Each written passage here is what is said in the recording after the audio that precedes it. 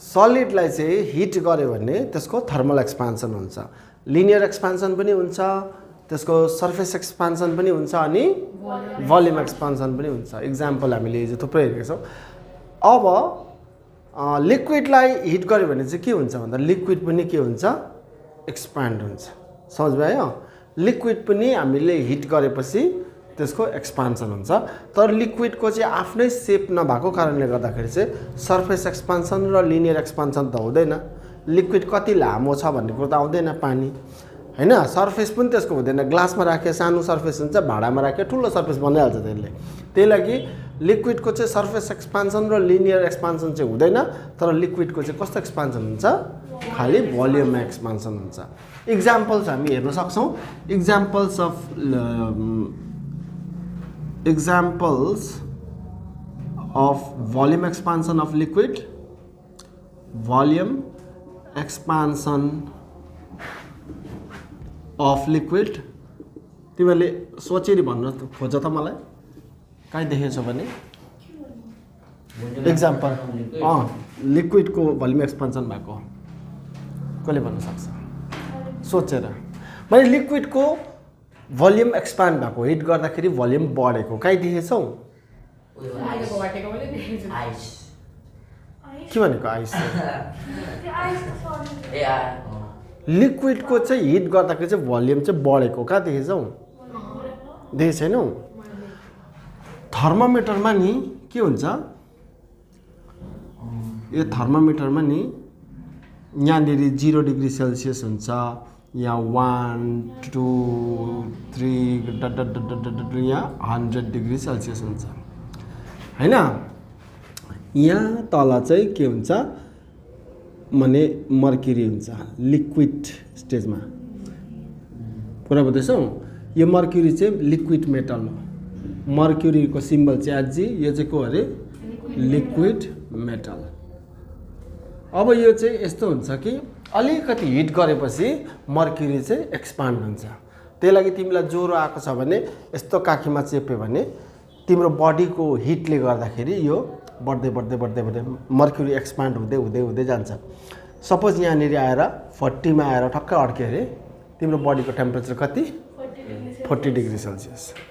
उम्लिरहेको पानीमा ठक्कै यो चोबालिदियो भने मर्क्युरी के हुन्छ लेभल बढ्दै बढ्दै बढ्दै बढ्दै बढ्दै कहाँ देखाउँछ 100 डिग्री सेल्सियस। फेरि बाहिर निकाल्यो एकछिन सेलियो भने फेरि त्यो नर्मल पहिला जति थियो त्यतिमा आइहाल्छ। कुरा बुझ्दैछौ?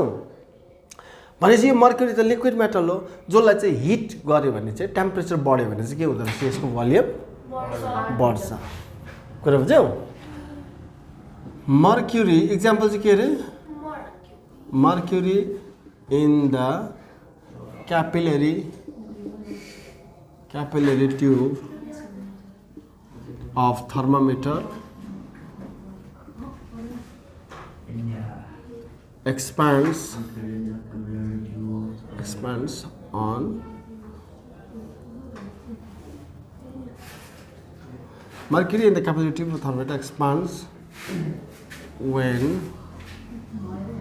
the temperature increases। समझ में आयो बात? म यो थर्मोमिटर भित्र क्यापिलरी ट्युब हुन्छ जहाँ चाहिँ के राखेको हुन्छ अरे मर्क्युरी राखेको हुन्छ। त्यो चाहिँ हिट गरेपछि चाहिँ टेम्परेचर बढ्छ। हिट बढेपछि टेम्परेचर बढ्यो। टेम्परेचर बढेपछि के हुँदो रहेछ यो भोल्युम एक्सपान्ड हुन्छ, माथि पुग्छ। फेरि टेम्परेचर हिट निक्लेपछि टेम्परेचर घट्छ। टेम्परेचर घटेपछि फेरि त्यो नर्मलमा आइपुगिहाल्छ। कुरा बुझ्यो? अर्को इक्जाम्पल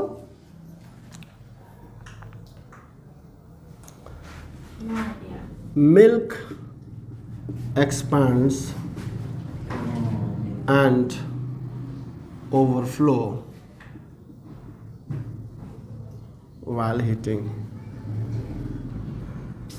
भाँडामा दुध राख्यो रिकन हामीले ततायो भने के हुन्छ उम्लिन्छ अनि उम्लिँदाखेरि चाहिँ त्यसको भोल्युम बढ्छ अनि पोखिन्छ हो कि हैन।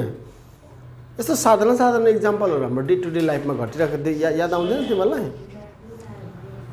कुरा बुझ्दैछौ? अनि अब खाली मर्क्युरी अनि मिल्क मात्रै भोल्युम बढ्छ हैन, सबै नै लिक्विड जति पनि छ सबैभन्दा बेसी त बेन्जिन बढ्छ। बेन्जिन भनेको एउटा अर्ग्यानिक सल्भेन्ट हो, त्यसको भोल्युम बहुत ज्यादा बढ्छ जुन हिट गरेपछि। तर जेसुकै होस् अहिले फिलहालमा सोच्दा सबै नै लिक्विड संसारमा जति पनि छ हरेक लिक्विडको नै हिट गरेपछि टेम्परेचर बढ्छ, टेम्परेचर बढेपछि त्यसको भोल्युम पनि बढ्छ। तर अब ज्यादातर चाहिँ बढेको देख्दैन कुरा बुझ्यौ। अब जस्तै पानीको भोल्युम बढेको देख्दैनौँ न हामी हैन, नोटिसेबल बढेको चाहिँ योहरू चाहिँ देखेको छौँ हामीले। तर नोटिसेबल नबढोस्, कम्ती बढोस्, तर बढ्नु चाहिँ बढ्छ। यो टिनहरू पनि त सलिड पनि त हिट गरेपछि भोल्युम बढ्छ, तर बढेको देख्दैनौँ नि त, यत्रो कम्ती बढ्छ थाहै लाग्दैन हामीलाई कुरा बुझ्यौ। त्यस्तै वाटरहरूको अरू सब्सटेन्सेसहरूको पनि भोल्युम बढेको चाहिँ देख्दैनौँ न हामी, नोटिस हुँदैन, तर बढ्नु चाहिँ बढ्छ। मर्क्युरी र मिल्कको चाहिँ ज्यादा नै बढ्छ, त्यो चाहिँ हामीलाई नोटिस हुन्छ। समझ भयो? ओके, अब जब हामीले यो देख्यौँ भनेदेखिलाई एउटा कुरा म भन्दैछु, लिक्विड चाहिँ हामीले लिक्विडलाई मात्रै हिट गर्न सक्दैनौँ। लिक्विडलाई हिट गर्दा चाहिँ केमा हिट गर्नुपर्छ? भाँडामा राखिकन। यहाँनिर लिक्विड छ अनि यहाँनिर चाहिँ हामीले हिट गर्नुपर्छ। हिट गरेपछि लिक्विडको भोल्युम बढ्यो भन्छ। यहाँ दुईवटा कुरा हामी देख्न पाउँछौँ। एउटा चाहिँ रियल एक्सपान्सन,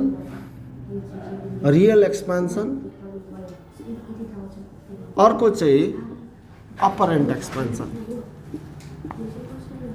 अपरेन्ट एक्सपान्सन भनेको चाहिँ के हो भनेदेखिलाई, पहिला यहाँ भाँडामा पानी थियो, मानिलियो यहाँ थियो पानीको लेभल हैन, हिट गर्यो, यहाँनिर लेभल यसको बढेर यहाँसम्म पुग्यो अरे। अब नयाँ लेभल यहाँसम्म आयो अरे भनेपछि यो नयाँ लेभल भयो, अलिकति बढ्यो होइन। यहाँ भोल्युम कति थियो पहिला? यति मात्रै थियो, यो तलकोसम्म मात्रै थियो। अब हिट गरेपछि भोल्युम यो माथिसम्म आयो, नयाँ भोल्युम। यो जुन चाहिँ राइज इन भोल्युम हामी देख्छौँ नि, यसलाई चाहिँ अपरेन्ट एक्सपान्सन भन्छ। कुरा बुझ्यौ? के भन्छ अरे? अपरेन्ट एक्सपान्सन। किन अपरेन्ट एक्सपान्सन भनेको भन्दाखेरि चाहिँ यति बेला चाहिँ हामीले भाँडाको पनि त भोल्युम बढेको छ नि त, किन भाँडा पनि त एक्सपान्ड हुन्छ हिट गर्दा। तर भाँडाको एक्सपान्सन चाहिँ हामीले कन्सिडर गऱ्यौँ न, भाँडाको एक्सपान्सनलाई चाहिँ हामीले लेख्यौँ न, र लिक्विडको एक्सपान्सन मात्रै कन्सिडर गऱ्यौँ भनेदेखिलाई चाहिँ यो चाहिँ अपरेन्ट एक्सपान्सन। तर हिट गर्दाखेरि हामीले लिक्विडको एक्सपान्सन अनि सँगसँगै भाँडाको एक्सपान्सन पनि नोटिस गरेँ। भाँडा पनि त अलिकति ठुलो भएको छ कि छैन? हिट गरेपछि त भोल्युम एक्सपान्ड हुन्छ सलिडको भनेर हामीले पढिसक्यो हो कि होइन? अलिकति भाँडा पनि ठुलो भएको छ भनेपछि त अपरेन्ट एक्सपान्सन हेऱ्यो भनेदेखिलाई त के हुन्छ? रियल एक्सपान्सन हेऱ्यो भने त भाँडाको भोल्युम इन्क्रिज भएको अनि यो लिक्विडको भोल्युम इन्क्रिज भएको, दुईटा लिनु पऱ्यो नि त। त्यसो गर्दाखेरि लु तिमी भन मलाई, अपरेन्ट एक्सपान्सन ठुलो हुन्छ कि रियल एक्सपान्सन ठुलो हुन्छ? Real expansion. किन रियल एक्सपान्सन ठुलो भएको? किनभने अब त यो चेपचेपमा पनि पानी पस्यो नि त, पसेको पसेन? पानी भन्नु मतलब उयो के अरे, अब लिक्विड जो पनि छ यहाँ, यो चेपचेपमा पनि भाँडा ठुलो भएपछि त पानी यता पनि पसेको पसेन, त्यो लिक्विड यता पनि पसेको पसेन भनेपछि अब यो मात्रै लेभल एक्सपान्सन भएको होइन, यतातिरको पनि त कन्सिडर गर्नु पऱ्यो नि त। भनेपछि यो चाहिँ लिक्विडको एक्सपान्सन, अपरेन्ट एक्सपान्सन प्लस यो भाँडाको एक्सपान्सन जोड्यो भने चाहिँ रियल एक्सपान्सन पाउँछ नि त होइन? कुरा बुझ्यौ? दुईवटा एक्सपान्सन हुँदो रहेछ लिक्विडको। समझमा आयो? हामी पहिला अपरेन्ट एक्सपान्सन गरौँ, त्यहाँदेखि रियल एक्सपान्सन गरौँ ल। कुरा एउटै हो, बहुत सजिलो छ, हिजोदेखि हामीले त्यही लेख्दै आउँदैछौँ। Coefficient of apparent expansion of liquid, coefficient of apparent expansion of liquid.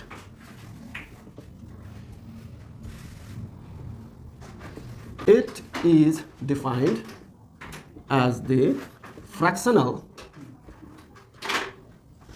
increase in apparent volume of liquid per degree rise in temperature. समझ में आयो? It is defined as the fractional increase in apparent volume of the liquid. Fractional apparent increase लेख्यो न, यो sentence अलिक मजा आएन। Fractional apparent increase, APPARE, apparent increase in volume of liquid ला। It is defined as the fractional apparent increase in volume of the liquid per degree rise in temperature. 1 degree temperature rise हुँदा apparent volume increase जति हुन्छ, fractional apparent volume increase जति हुन्छ, त्यसलाई चाहिँ हामी भन्छौँ coefficient of apparent expansion of liquid. समझ भयो? apparent भन्नु मतलब रियल हैन, त्यो भाडाको एक्सपान्सनलाई हामीले इन्क्लुड गरेको छौँ न, खाली लिक्विडको लेभल बढेको खाली हामीले कन्सिडर गरेको छौँ. याद भयो त? Let the volume of liquid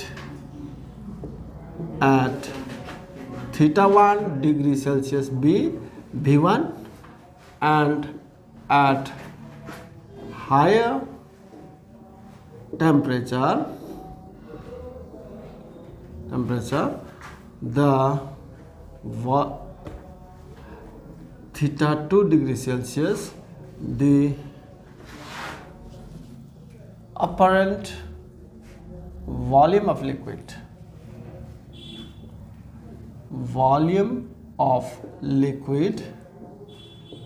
be V2. भनेपछि θ1 डिग्री सेल्सियसमा चाहिँ त्यो लिक्विडको भोल्युम कति थियो अरे? V1 र θ2 degree Celsius higher temperature θ2 degree सेल्सियसमा चाहिँ त्यसको भोल्युम V2 थियो अरे. अब यहाँ हेर टेम्परेचर राइज कति भयो?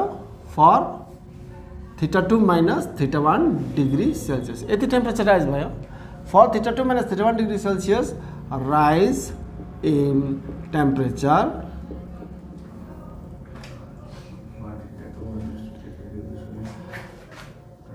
apparent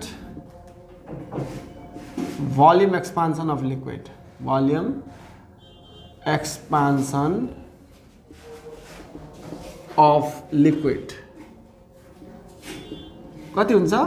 V2 माइनस V1 हैन? माने यति टेम्परेचर राइज हुँदा अपरेन्ट भोल्युम एक्सपेन्सन चाहिँ कति भयो अरे? V2 minus V1. अपरेन्ट भने बुझ्दैछौ नि? बार मैले अपरेन्ट भन्दैछु. त्यसैले for θ2 minus θ1 degree Celsius rise in temperature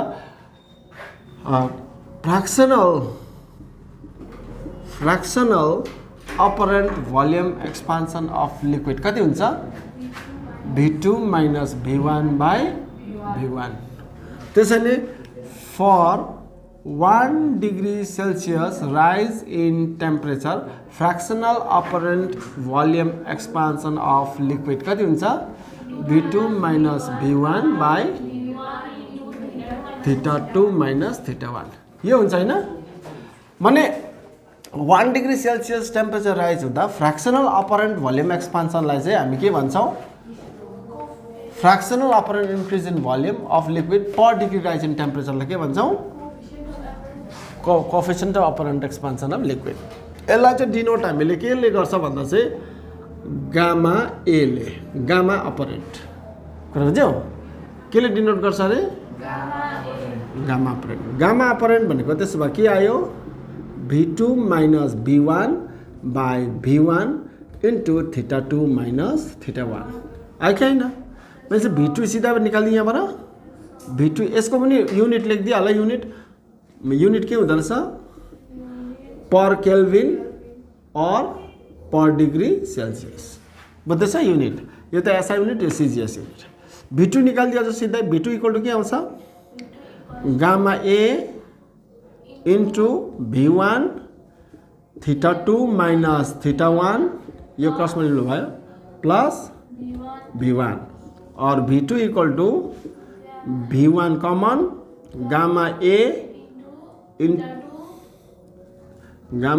into θ2 minus θ1 plus 1 भनेपछि न्यू भोल्युम नयाँ फाइनल भोल्युम चाहिँ यति हुन्छ.